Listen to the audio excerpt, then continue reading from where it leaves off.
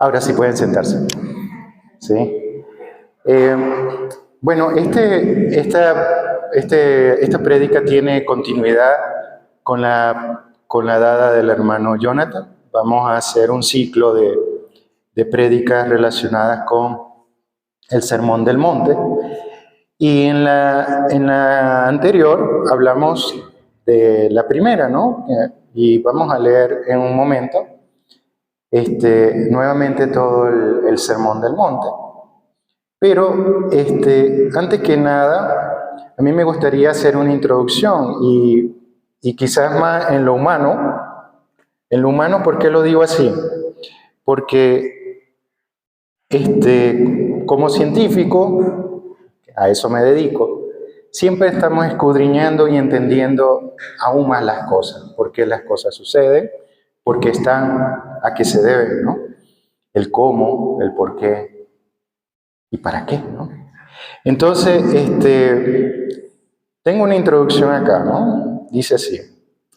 Desde la semana, de hace 2 semanas, nuestro hermano y pastor Jonathan nos comenzó a hablar de las bienaventuranzas, ¿no? En específico, las que nuestro Señor Jesucristo pronunció en el Sermón del Monte, porque recuerden que si uno hace una rápida búsqueda en la Biblia, en general, aparecen 50 veces o un poquito más la palabra bienaventurado, ¿sí? Pero no debemos descartar que bienaventurado también es dichoso y feliz. Entonces, si añadimos dichoso y añadimos feliz, vamos a encontrar un número un poco más grande de la palabra bienaventurado.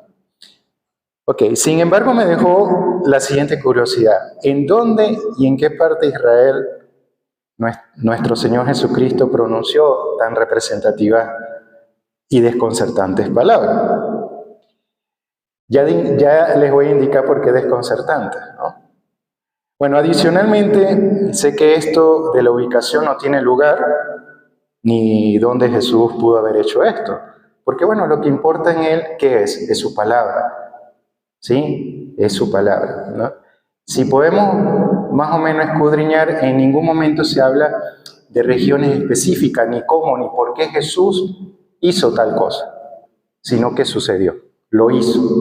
En su autonomía, en su poder, lo hizo así. Ahora, pero todavía tengo esa inquietante pregunta, así, ¿por qué el monte, no? Cuando yo estuve revisando esto, yo me pregunté y dije, ¿será el monte de los olivos?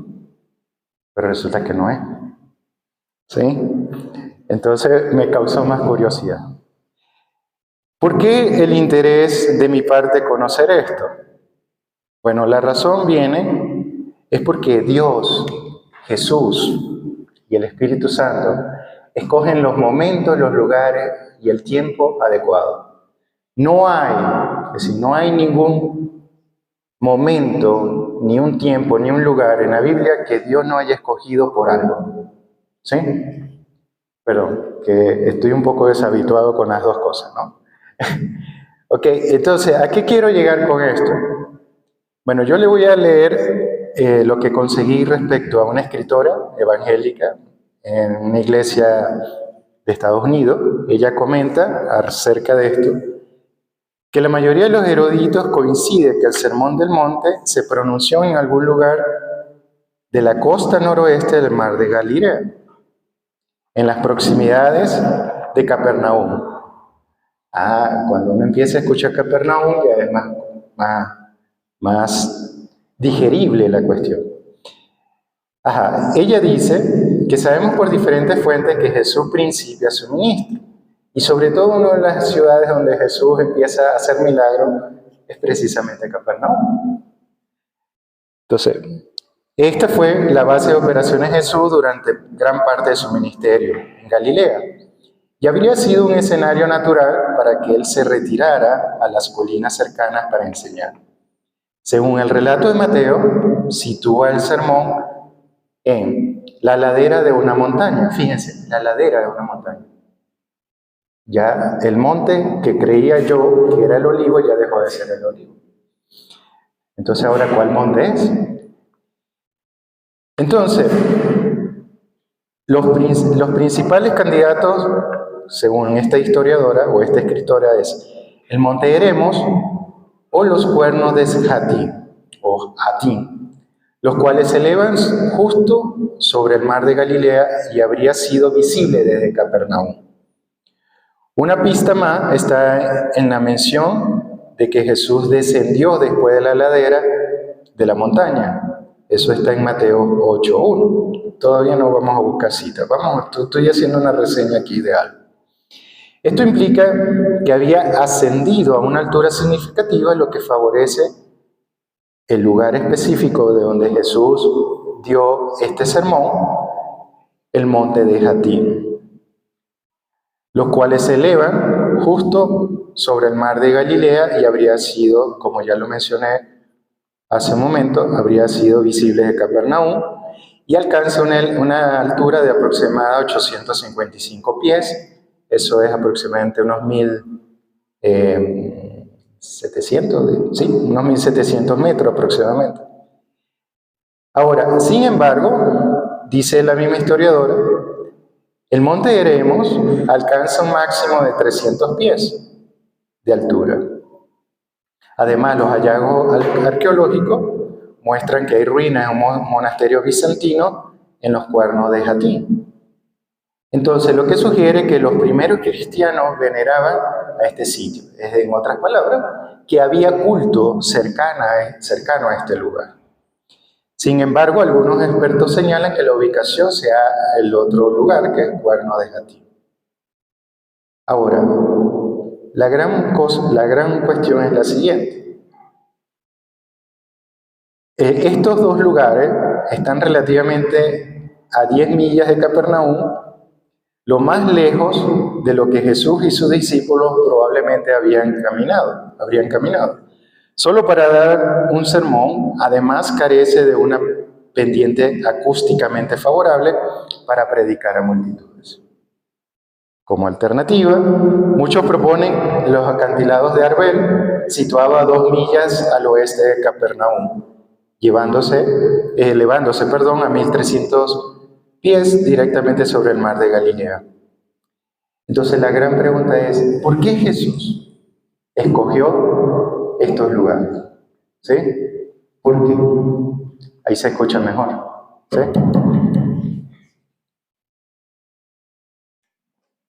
Gracias. ¿Aló? Es que aquel escucha, que es más potente. ¿Sí? Ok, entonces, ¿a qué quiero llegar con esta reseña o esta introducción? Que realmente ustedes y cada uno de nosotros no es un azar. ¿Ok? No somos un azar. A pesar de que nos vean y que digamos o nos digan por biología o por química, física, que Dios hace las cosas al azar, pues no las hace al azar. Entonces, ¿qué tiene que ver esto con el Sermón del Monte? Y específicamente con el versículo que les voy a hablar, ¿no? Bueno, tiene que ver con muchas cosas. Y es que no hay lugar en el que nosotros no podamos encontrar a Dios. ¿Sí? Solo depende de su voluntad. Entonces, para iniciar la parte del sermón como tal, vamos a leernos Mateo del 5, 1 al 11, y vamos a leer todo y se los voy a proyectar acá. Perdón. ¿Cómo me va?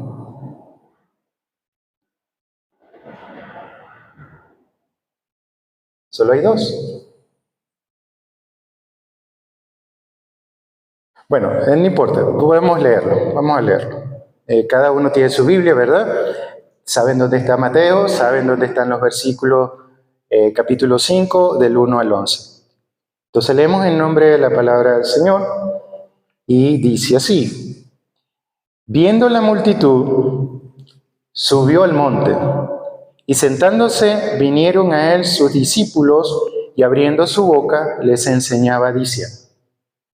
Observen, ¿por qué a mí me interesó que el lugar era? Porque es que Dios, Jesús y el Espíritu Santo no escogen lugares al azar. ¿Sí? Entonces, abrió su boca diciendo, bienaventurados los pobres en espíritu, porque de ellos es el reino de los cielos. Bienaventurados los que lloran, porque ellos recibirán consolación. Bienaventurados los mansos, porque ellos recibirán la tierra por heredad. Bienaventurados los que tienen hambre y sed de justicia, porque ellos serán saciados. Bienaventurados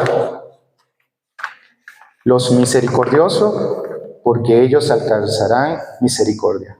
Bienaventurados los de limpio de corazón, porque ellos vendrán a Dios. Bienaventurados los pacificadores, porque ellos serán llamados hijos de Dios. Bienaventurados los que padecen persecución por causa de la justicia, porque de ellos es el reino de los cielos. Bienaventurados sois cuando por mi causa os vituperé y os persiga, y digan toda clase de mal contra vosotros, mintiendo. Gozaos y alegraos, porque vuestro galardón es grande en los cielos, porque así persiguieron a los profetas que fueron antes de vosotros. Amén. Bien, a mí, en esta mañana, me toca hablarles de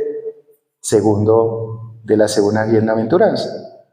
Y es, bienaventurados los que lloran, porque ellos recibirán consolación. ¿Sí? ¿Amén?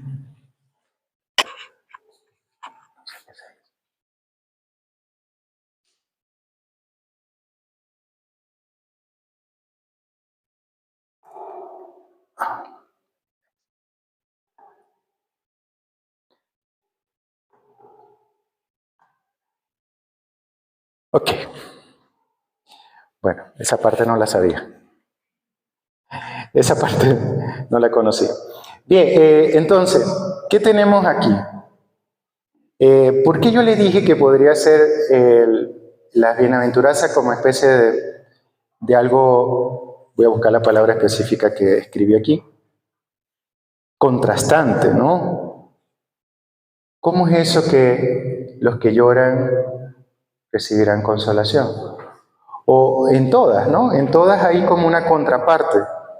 Porque fíjense en el primero, los pobres de espíritus, porque ellos es el reino de los cielos. Ahora, ¿qué pregunta nos podemos hacer de esta situación? O de este contraste. Porque pareciera que hay que estar llorando para recibir consolación. ¿Sí? O hay que ser pobre de espíritu para recibir el reino de Dios. Y así sucesivamente, ¿no? ¿No les parece eso que en lo humano, nosotros como que es incomprensible? Yo puedo estar aquí hablando, a lo mejor viene un nuevo creyente o un no creyente, y yo empiece a hablar de bienaventuranza y decirle, bienaventurado hermano mío, porque usted recibirá el reino de Dios, bienaventurado, usted recibirá la consolación. Y así sigo, ¿no? Y guau, unos estarán exaltando, pero habrá el que nos visita y se preguntará, ¿y estos señores qué les pasa? ¿O qué les sucede? Bien, entonces, ¿qué es lo que sucede ahora? ¿Cómo puede ser dichoso alguien quien llora? Ojo, no pierdan de vista que estoy hablando en este momento unas preguntas a lo humano, ¿sí? ¿Quién ha recibido al Señor Jesucristo como Señor y Salvador en esta sala? ¿Quién lo ha hecho? Levanten la mano, no importa, eso debe ser gozo para ustedes. ¿Sí? Debe ser gozo para cada uno de nosotros. ¿Por qué? Porque realmente Él es el que nos da esa comprensión. ¿Sí? Solamente Él es el que nos puede decir que vas a recibir, aún llorando, aún en la aflicción, aún en la prueba más dura, yo te voy a consolar. ¿Por qué? Porque Él dejó a nuestro Señor, a nuestro Espíritu Santo. ¿Sí? ¿Al Espíritu Santo para qué? ¿Cómo lo nombró Él? Que iba a ser el Consolador. Entonces, ¿A qué se refiere? Fíjense que ahora empieza a tener sentido, pero ¿cómo es eso de llorar? ¿Sí? Ahora, lo siguiente. Fíjense que Dios Padre, Hijo y Espíritu Santo siempre, si hemos nacido de nuevo, nos contrastan, nos confrontan, nos exhortan. Yo voy a usar la palabra que a muchos no les gusta, pero también nos castiga, pero a su vez nos animan, nos sacia, nos alimentan, nos da, nos consuela, nos provee, por lo que, ¿desde dónde? Desde la fundación del mundo nos formó, nos conoció y somos de Él. ¿Sí, mi hermano? Entonces, aún está como es eso de que si lloran, lloramos, y si los que lloran van a recibir, serán consolados. Bueno, sigamos. Entonces, el bienaventurado no es por el que tenga beneficio que su estatus en Cristo ofrece.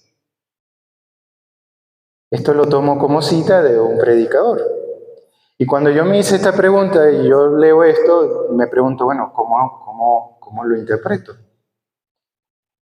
Fíjense, y realmente es así. El bienaventurado, claro, hay beneficio en conocer a Cristo, pero lo que nosotros debemos tener en cuenta es que bienaventurados somos por el comportamiento que nosotros manifestamos de tener al Espíritu Santo, de haber conocido al Señor en nuestras vidas.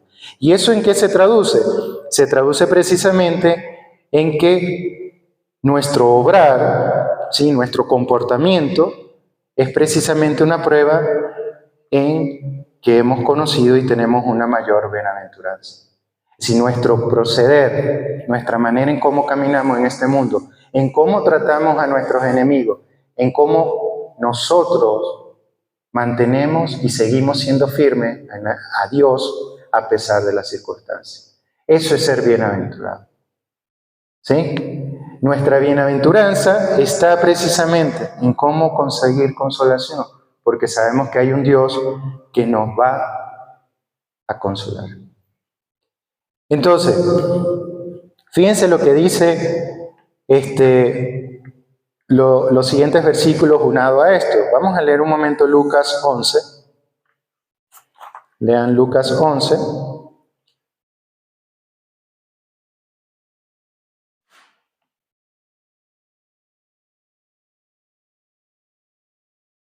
...28...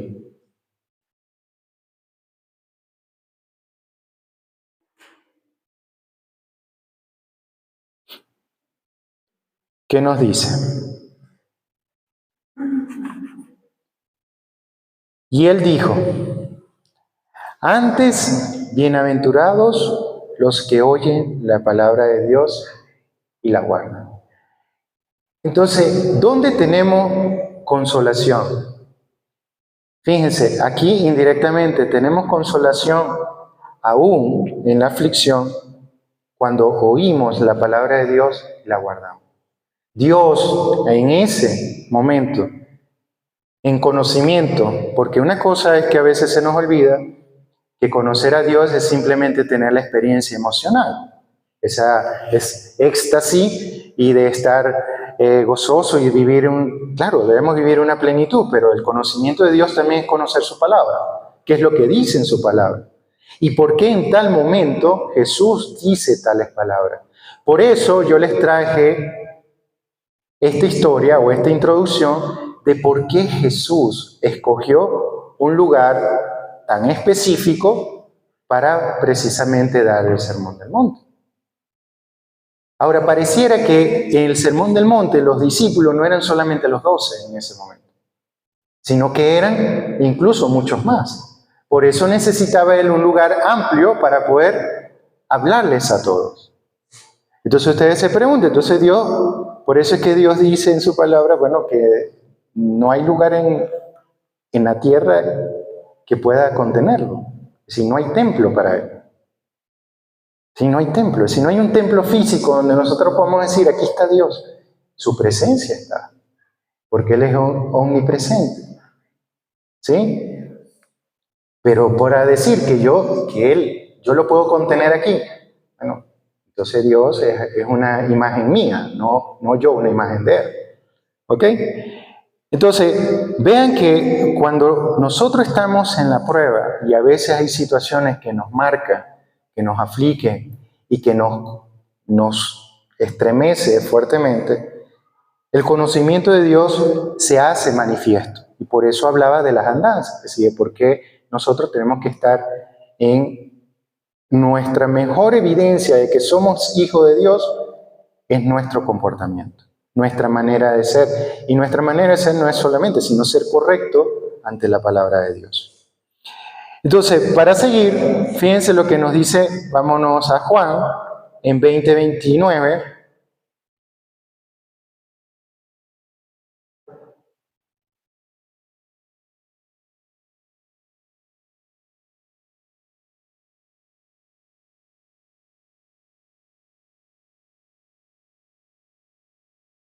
Amén. ¿Qué dice Juan? Ya va, que yo me equivoqué. ¿Qué les dije? 20:29, no, sí.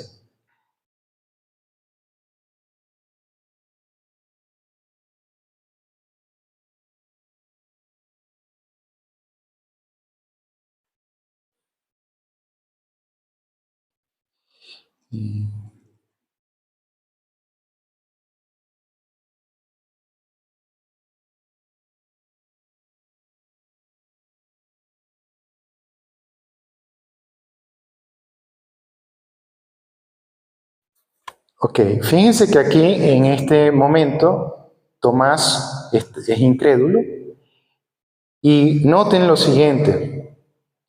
Jesús le dijo, porque me has visto, Tomás, creíste. Bienaventurados los que no vieron y creyeron. Hermanos, entonces vemos lo siguiente. Dios está en este momento, Jesús diciéndole a uno de sus discípulos que porque has visto, has decidido creer. ¿Qué hay de aquellos que no viendo creen?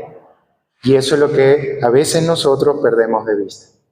¿Cuántos de nosotros a veces hemos dudado? No lo digan, no alcen la mano. Solamente es para reflexión interna. ¿Cuántos de nosotros no nos ha pasado? Entonces, ¿deberíamos dudar? No, no deberíamos dudar, porque si tenemos un Dios proveedor, un Dios todopoderoso, nosotros no deberíamos por qué ni tener la más mínima gota de duda. Pero en humano Él nos conoce y sabemos que podemos estar en una situación de Tomás. Amén. Entonces, aún llorando y aún dudando, recuerden que seremos consolados, seremos asistidos. Y fíjense, Romanos, esta si quieren no la buscan, pero Romanos 7, ¿qué nos dice? Bienaventurados aquellos cuyas inquietudes e iniquidades han sido perdonadas y cuyos pecados han sido cubiertos. Fíjense que cada uno de nosotros, cuando llegamos a los pies del Señor, llegamos a su presencia, Dios nos da esta bendición, nos da esta bienaventuranza. Podemos estar en momentos sumamente con mucho malestar o mucho pesar, quizás la pérdida de un familiar, dudemos si la presencia de Dios está o no. Pero sabemos que si esperamos en Cristo, ¿qué va a pasar? Que nosotros vamos a tener precisamente esa posibilidad de ser consolados. Entonces, fíjense que esta es la segunda de 8 bienaventuranzas. Hay como especie de un debate si son 8 o 9 o si son 10. Por lo que entiendo, muchos realmente se inclinan por 8 porque las dos últimas están combinadas. Entonces, vamos a tener en cuenta que voy a mencionar que son solo 8. Entonces, nuestro Señor nos enseñó a sus discípulos en el conocido Sermón del Monte que ya las palabras bienaventurado, como ya les mencioné, significa dichoso o feliz. Es importante establecer que las bienaventuranzas nos presentan un marcado contraste entre la felicidad según Dios y la felicidad según el mundo. ¿Sí? Ya lo habíamos mencionado. ¿Y por qué aparece esto? Bueno, porque nosotros no somos de este mundo. Si asumimos que nuestra identidad como tal no está en este mundo, sino en Jesucristo Jesús, que somos su iglesia, entonces sabremos que no es nuestra felicidad en estas bienaventuranzas, las conocemos bastante bien. Entonces, asimismo, y el otro aspecto a considerar es que nos presentan la diferencia entre el cristiano y el incrédulo. ¿Por qué? Bueno, por lo que les mencioné en este momento. Si llega aquí una persona, un nuevo creyente, quizás también se esté haciendo la misma pregunta, tan igual como el que nos visita no siendo creyente. ¿Por qué? Bueno, ¿cómo es eso que alguien va a recibir? Si está llorando va a recibir consolación, o puede estar consolado. Pero es que eso no lo hacemos nosotros. Es difícil una persona llorando, y ustedes se habrán dado cuenta, a lo mejor cuando yo que tengo hijos, quizás otros aquí no tienen aún, son muy jóvenes, pero conocen a lo mejor de un amigo o una amiga que ha pasado por una situación muy difícil y ha empezado a llorar de manera incontrolable. Entonces, ¿cómo recibe? Y uno trata de consolarlo, trata de darle este ánimo y aún así no lo hace. No hay manera. No hay manera de que esa persona detenga ese corazón afligido, ese corazón derramado. Entonces, esa es la gran diferencia que nosotros tenemos con respecto al mundo. ¿Cuánto no quisiéramos, bueno, en mi parte, voy a hablar por mí, cuánto yo no quisiera que muchas personas conocieran a Jesús como lo conozco yo? Saber que Él cambió mi vida, ¿por qué? Bueno, porque a lo mejor yo decía que no le hacían nada. No, yo no le hago mal a nadie. Yo no he tenido ningún problema con nadie. No le he hecho daño a la joven, no he hecho absolutamente nada, no le he hablado mal a nadie. Pero resulta que eso es un vil engaño del mundo. ¿Por qué? Porque nosotros sabemos que una vez que llegamos a los pies de Cristo, realmente esa verdad alumbra nuestras vidas. Tanto así que eso inquietantemente lo dejamos de hacer. Y si Cristo está en nuestras vidas, sabremos que nuestro cambio da frutos. Y son precisamente aquellos dignos frutos de arrepentimiento. Entonces, ¿qué tenemos con esto? Que realmente las bienaventuranzas son una descripción inevitable del carácter cristiano. ¿Sí? Entonces, sabemos que si lloramos, nuestro espíritu más bien se fortalece. Sabemos que si estamos en pobre espíritu, tenemos a un Dios que nos da sin límite y nos levanta. Y bueno, como son esas dos primeras que llevamos, yo no las voy a decir todas las demás, pero vamos a ir poco a poco viendo que cada una de las bienaventuranzas es una lectura propia del carácter del cristiano. ¿Sí? Ahora bien, para entender esta segunda bienaventuranza debemos comenzar describiendo quiénes no son los que lloran.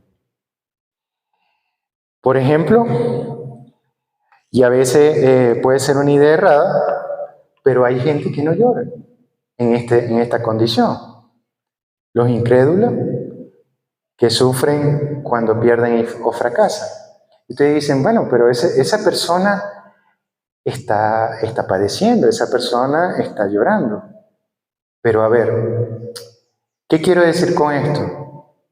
Esa persona puede a lo mejor tener consolación, pero está en los pies de Cristo. Su vida realmente está dada a Él.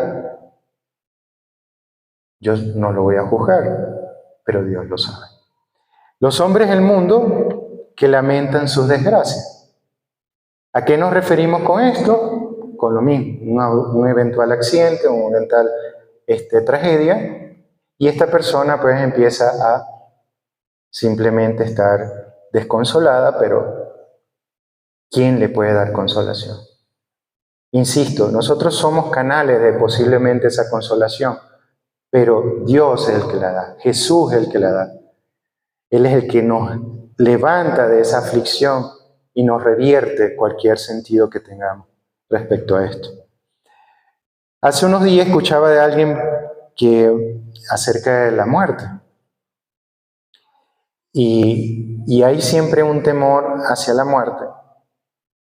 Y sin embargo, yo le decía a esta persona, bueno, yo no sé a quién has conocido, pero los cristianos obviamente nos va a acongojar que un familiar se nos muera, pero no por ello nos vamos a sumergir en una depresión, porque sabemos que esa persona, y más si es creyente, ha ido y ha partido con el Señor. Entonces, sabemos que aún en esos momentos que pueden ser difíciles en dejar de ver a alguien físicamente, aún ahí tenemos consolación. Dios nos ha dado ese entendimiento. Por eso es importante que el conocimiento de Dios viene y deriva precisamente en entender y en saber que vamos a hacer. Solamente voy a leer. Vamos, como pobres de espíritu, recibiremos el reino de Dios, o para ellos el reino de Dios. Y bienaventurados los que lloran, porque ellos recibirán consolación. Entonces,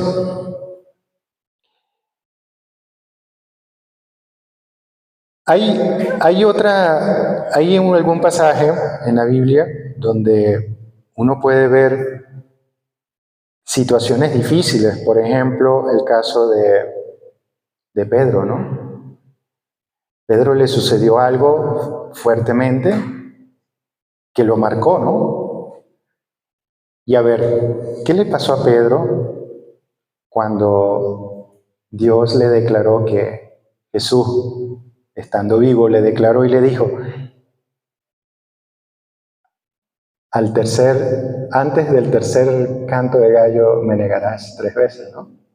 Pero antes del canto del gallo me negarás 3 veces, ¿sí? Al amanecer. Ok, bueno, por aquí me corrige. Pero lo cierto del caso es que, ¿qué le pasó a Pedro cuando se dio cuenta que Jesús le había declarado que lo iba a negar? ¿Qué hizo? Lloró amargamente. ¿Sí? Yo puedo entender cómo puede ser ese amargamente, que todavía me cuesta. Porque en algún momento, alguna faceta de nuestras vidas, hemos tenido ese dolor en el corazón de llorar amargamente. Entonces, ¿recibiría Pedro consolación? Por supuesto que sí. Por supuesto que sí. Porque él estaba en el pleno conocimiento, él sabía y conocía a Jesús. Pero en su humanidad, obviamente negó. Pero, ¿qué le dio Dios? Le dio consolación y poder. ¿Por qué? Porque aún así, ¿qué hacía Pedro cuando su sombra, ni siquiera él, sino cuando su sombra tocaba a algún enfermo? ¿No han leído ese pasaje? ¿Qué hacía? Sanaba a muchos enfermos. Entonces, ¿vamos a recibir poder? Sí, vamos a recibir el reino de Dios. ¿Ok? Entonces, los hombres lloramos cuando nos falla. Vamos a hablar aquí en lo humano.